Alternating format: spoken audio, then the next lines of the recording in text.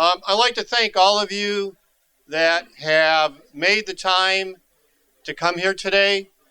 And as all of you know, this has been an effort that we've been trying for quite a few years to kickstart. And, and this is the first time that we've been able to actually get a group together in corrections for youth and adults in Oregon and actually pursue that as I guess, a platform to use and something that can cross several areas of both detention, youth corrections, and the vision is eventually to adult corrections. And part of that technology, as you know, from what we've been using and pioneering last year and a half or so, is Google and Google Apps for Education and Chromebooks, and also, the Google Chrome boxes. So I'd like to thank you all for coming today. We literally have a great team of people, which is all of you. And just to give you a little background, we're going to have a format of panel discussions because the reality is that all of you here run or are tied to facilities, and the responsibilities of running those education programs touch IS, the teachers, and also the people that run the facilities. And so we've learned that it takes that team effort to communicate, to work together in corrections to fulfill the potential of our young people and adults to reach the best of what they can achieve. And so our panel discussions are going to be surrounding that in technology, blended learning, what we call youth shenanigans, when things go a little bit south with our young people, that we work with them and continue on. So yeah, my name is James Waterman. I live down in El Dorado County, not far from Lake Tahoe. And I've had the good pleasure of being in the IT industry for about 30 years now. I started in 1985. I had an internship with IBM. And I've seen and participated in so many waves of incredible technology. In my career, I did a long stint at Microsoft, HP, a number of SIs. In fact, talk about a small world, just hearing you guys. My father-in-law, his family's in Chehalis, and I've been there many, many times. So small world and welcome. One thing we see as technology begins to advance and as our networks and our visibility and who we work with and interact with grows, what we see is rather fascinating, isn't it? I mean, we talk so much about technology and exponential technology, and I'm going to get into that today and what it means, how it helps us serve these kids and adults and impacting their lives. I'm going to talk about that. But one fascinating aspect of the technology, what it's enabling, is really exponential humanity. Exponential humanity, our ability to organize around these children or individuals or their families exponentially and serve them, is such a breakthrough really in the world, and sometimes we don't think about it as much as we should. Just the simple application of amazing technology, but moreover the ability for, and I look in this room and I know you all chose what you chose in your careers, and you're doing this because it's something you care and you're passionate about. To be able to move into, I'll say in this era, this opportunity to exponentially organize and collaborate to fulfill the mission that you chose in your careers is what's upon us. And we see it all over the place. And this is a great opportunity, I think, one, to recognize the innovative leadership and work that's taken place. And I can't wait to spend time diving into really what I see as such an amazing, innovative leap forward, what you guys have created and done. And I sincerely thank you, and we'll talk more about that. But there's an entire ecosystem in and around these children. There's an entire ecosystem that we have the ability to collaborate. Again, this idea of exponential humanity to organize around these children and not only educate them, but give them the greatest opportunity to thrive and succeed in life. And where we have the ability to focus on that, where our focus moves from technology to actually building and delivering human systems to serve and enable these children to thrive in life and to become educated is just, I don't know, it's inspiring and amazing. At Google, I have a number of slides. I'll flip through these. In many ways, when we look at these ecosystems of need, when we look broadly across, as an example, youth and adult and recidivism and foster welfare, we look across this whole ecosystem. We see this amazing opportunity to improve what we do and how we do it 10 times over. And at Google, the way that we approach this is through this idea of it's a 10x moonshot. In other words, at Google, we believe that it's so much harder to take something and make it 10% better than to actually look around us and see what's available in the world today from a technology standpoint or otherwise, and kind of start over and make it 10 times better. Not marginally better, but 10 or 100 times better. And we see this taking place everywhere. We see it taking place in private industry. We see it taking place in the development of new concepts around welfare.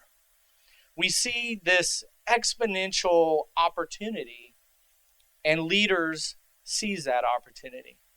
And I share this. I want to go deep into a couple of concepts that I think will really set the framework for having a deep discussion about what's been accomplished and what remains in serving these children. When I first learned this, I'll put it in present mode so everybody can read it a little better. It resonated with me so well. When I learned this history in the private sector, again, remember, I've been working on welfare systems and education systems and unemployment system, large systems for almost 30 years. I get how hard things can be. This analogy, this application of this concept of all the companies that were in the original Dow, they're all gone but one, GE. They're all gone, some were acquired, but really what happened to, you would think, how could these great companies and organizations be gone now? They're leaders of industry in the world. And the truth is, they stopped changing and innovating. And what happens when you look at this, and in government, I'll say, moreover, I've certainly experienced this myself in so many ways. Being in government is hard. Serving kids is hard. Being a caseworker, a teacher, with some of the challenges that you face and serving that, you know what? It's hard. Every time there's I call it a Tom Brokaw moment for younger people in the room. Maybe it's an Anderson Cooper 360 moment, but something happens and laws change and we organize and we put this layer of policy and rules, etc. This is the way it is. And I think for a lot of the right reasons, this is the way it is. I've been through a lot of things. We've lost kids. And so I get it, I lived it.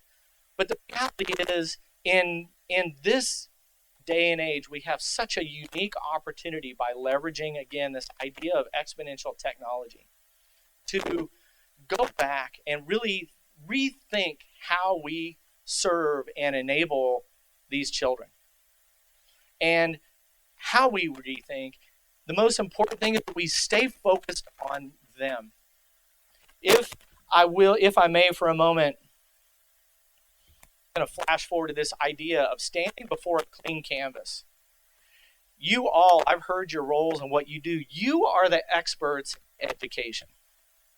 You are the experts in dealing with these youth and getting them back on the right track. You are the knowledge experts.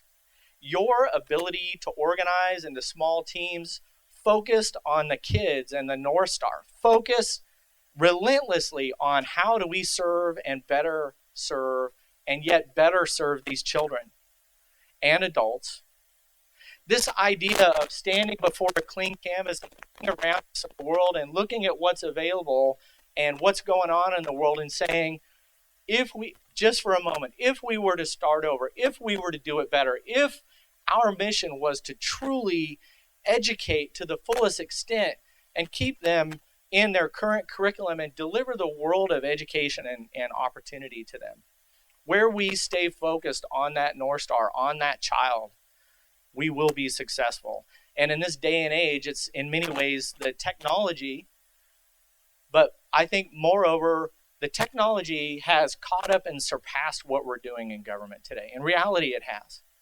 So the gap that remains really is leadership. It's a leadership opportunity to organize and to say, what can we do to better serve these children?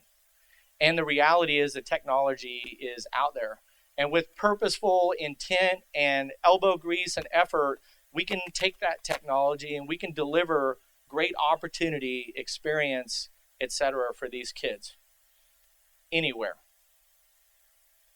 Anywhere. The most important thing is that leaders say, I see the opportunity. I know we can make this 10 times better. And as we were talking in our room last night, the opportunity to continue to do so. Virtual reality is coming very soon. Our ability to immerse these individuals, whether it be in any classroom, regardless of circumstance, into an environment where they can see, experience, and learn the world, that is the opportunity for us as leaders in this industry and in this ecosystem to have an impact on their lives really like has never taken place before. Now, I understand we have to do this in a way that we are within the expectations, rules, laws, security, etc., that due diligence needs and has taken place. But what an exciting time to be really in the business of serving an ecosystem like children, regardless of circumstance, and adults. Our ability to educate, to reduce recidivism, to end cycles of poverty and crime, and our ability to greatly impact that is available to us. And I'm so happy in our generation, and before I'm done, we have the ability to greatly improve these individuals' lives, livelihood, potential, and opportunity.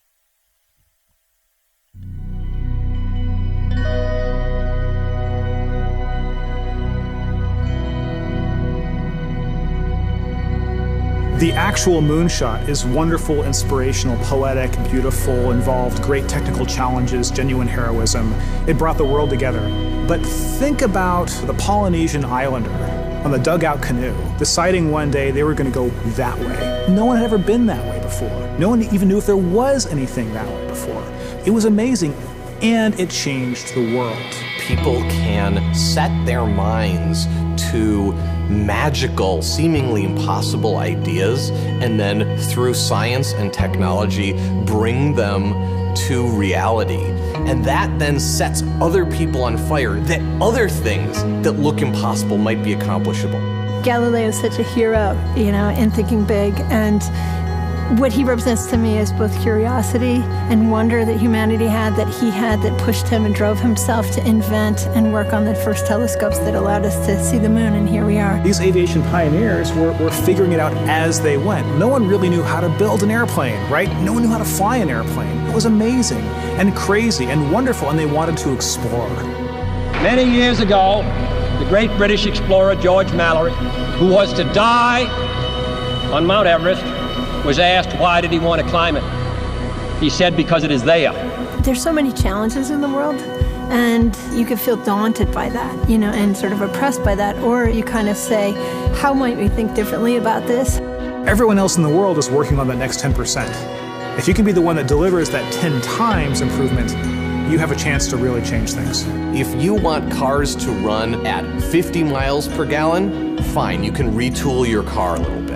But if I tell you it has to run on a gallon of gas for 500 miles, you have to start over. You need a lot of courage in this work, and you need a lot of persistence. One of the things that's really critical is not only having the courage to keep trying every day or thinking big, even if you don't really 100% believe it's possible, like you might think this might be possible, have the courage to try. That's how the greatest things have happened. You don't spend your time being bothered that you can't teleport from here to Japan, because there's a part of you that thinks it's impossible. Moonshot thinking is choosing to be bothered by that. We choose to go to the moon in this decade and do the other things, not because they are easy, but because they are hard. Humanity's progress has been a series of amazing, audacious things, from the very small and personal up to the great, big, and grand. And we are a species of moonshots. And to me, that's like the really amazing, poetic, and inspirational thing. I think our ambitions are a glass ceiling on what we can accomplish. When you find your passion, you're unstoppable. You can make amazing things happen. It's been true through all of history. I believe in the human spirit, and I believe that there are always going to be crazy people who will get out of bed one morning and say, you know what? I think I can build a space elevator, and let's go and do it. But I think that if we become afraid to take these great big risks, we stop inspiring people. We stop achieving things. And the biggest nightmare scenario is that we won't have what it takes to solve the really big challenges. When Kennedy said that we would put a man on the moon, it's about the fact that he said, we don't know how to do this yet, and we're gonna do it anyway. And that sends chills up everybody's spine. Because if that happens, what couldn't we do?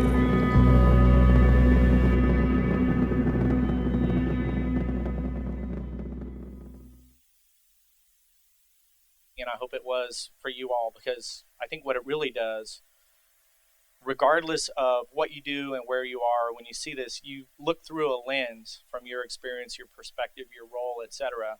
But you look through a lens and you're inspired to take on a cultural or leadership mindset that says, you know what, I'll just use as an example. I've been around this ecosystem my entire career. My entire career, I've elected to be a caseworker, a teacher, an enabler, a scientist, whatever but you look through the sum of your experiences and you see the potential to do things so much more effectively, so much better. And it's the leaders who step out, the innovative leaders, and really form small teams and say, we go get this done.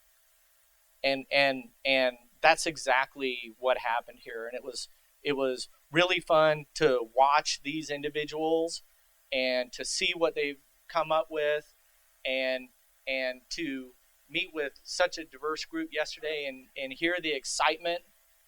The reality is, in all of your roles, you see these things, and now's the time.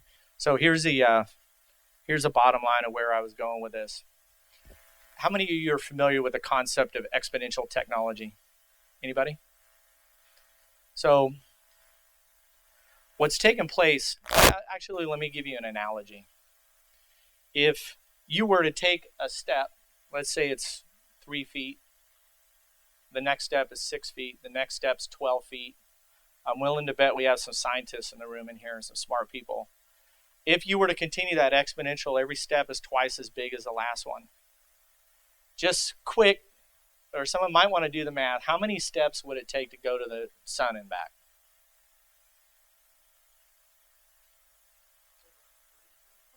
Yeah, maybe. I think it's 75. Yeah. The 75th step is actually all the way from the sun back to where you started. The power of exponential growth through this example is, wow, I can get to the sun and back in 75 exponential steps. It's something like 75. The idea is what's most important. What's been taking place in the IT industry is exponential growth. In reality, the horsepower of technology is doubling every year. And what's resulting, what's taken place, as an example, is the ability, we'll use Khan Academy as an example. They deliver 3 million classes. I think it's a day now. There's 3 billion searches a day. The sum of the world's information and educational content is available now, readily available now. The application of these exponential capabilities and concepts is the remaining gap. It's so profound in so many ways when you think about it, but it's so true, and it's happening everywhere around us. The idea of assuring the greatest opportunity to an individual life's success at scale across Oregon, the country, everywhere. The idea of doing that is so, it's just energizing and impactful. The idea of organizing around these individuals and creating great opportunity again is so powerful, and it's taking place. And what's coming, the next steps in these exponential leaps are so profound in our ability to educate and inspire these children or adults returning into society. Our ability to show them the world, to deliver the world's education content, again, in a managed way, I understand. But our ability to do that is right now and getting better. There should be no individual that doesn't have the opportunity to receive the world's knowledge and education. What a great time to be doing what we do. It's truly, truly exciting. Here's another one. I'll use this example. Everybody's familiar with a periodic table. Basically, the elements that exist in a periodic table, you can mash them up. Nature mashes them up to create just about anything, a building, a desk, right? The concept of taking these elements and combining them to create things is natural to all of us. What exponential technology has delivered to us today very much parallels the periodic table. There's elements of technology out there that purposeful leaders, under the stewardship of the right technical leadership, can come together, bring these elements of technology together, and deliver, as an example, education at scale. To deliver content of education at scale. I've met with folks from Stanford and USC and so many leaders and innovators who are looking at the opportunity to exponentially enhance education materials and education opportunities, and it's real and it's now. This is the mindset of the team that got this done, and it very much parallels the mindset at Google. And you'll find, in fact, as you interact with people in your teams, etc., you'll find the people with the right mindset to believe in this. And you'll also, through this kind of innovative process and going on this journey, you'll find the people that don't share this same idea. Surround yourselves with folks who are sincerely and passionate and energized with the idea of, if they can't spell, it's our problem. If they don't know how to do it, if they don't know what words to use, whatever the case may be, it's our problem. The technology to resolve these problems is out there. As we discussed yesterday evening, we have translators that are maturing. I think we have 134 languages now. Maybe it's more, where we're very mature in our ability to take any language and convert it. And I understand there was a little hiccup. And by the way, I think it was the kids that had switched curriculum to Russian or something like that, right? Yeah. So, hey, you know what that was at Google and how we see this? That's a small problem. We fail, and we fail fast, and we correct it. The converse is a 10-year project where we outthink and overthink everything and fail in mass. The idea of doing things today in an iterative, prototype, forward-thinking, get-it-done mentality would say, as an example, I have the ability to deliver this educational content in real time in any language. That's powerful. I need to visit a home. I need to interact with a parent, a sibling, a court-appointed special advocate, whatever the case may be. In any language, we have that ability. It's truly amazing when you look at it. I was working on an innovation lab with a county down in California, and they said, James, we need to find the right picture that represents all these landmines that we know are out there. It could be policy or otherwise. Now, I understand policy is policy, law is law, and I'm not trying to minimize that reality. But the reality is there's a lot of these things formed 10, 20, 30 years ago.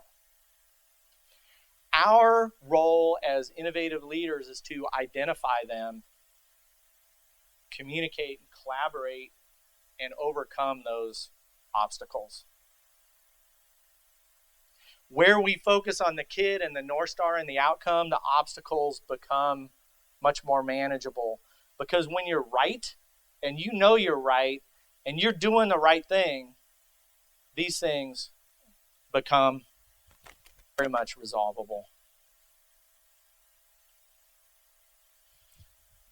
Finally, I love this mentality when we talk about ecosystems of need and our ability today to impact entire ecosystems through collaboration and innovation at scale.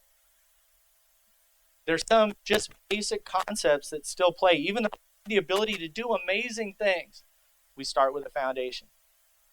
Walls, roof, community. Everyone rowing together, everyone being a vocal teammate and leader in getting things done purposefully is the way these things happen. And so that said, I wanted to wrap. I think I even went a little over time. But worked on this project. Would you please stand? Just, if you would please, just for a moment. I know some of you are standing already. I wanted you to stand up because I wanted to recognize you. I wanted to see all of you, but I wanted to personally thank you for having an impact on these lives. It's so important, and a light needs to be on you, recognizing what amazing things you've done for these humans. Really, it's wonderful. Thank you very much. I really appreciate it.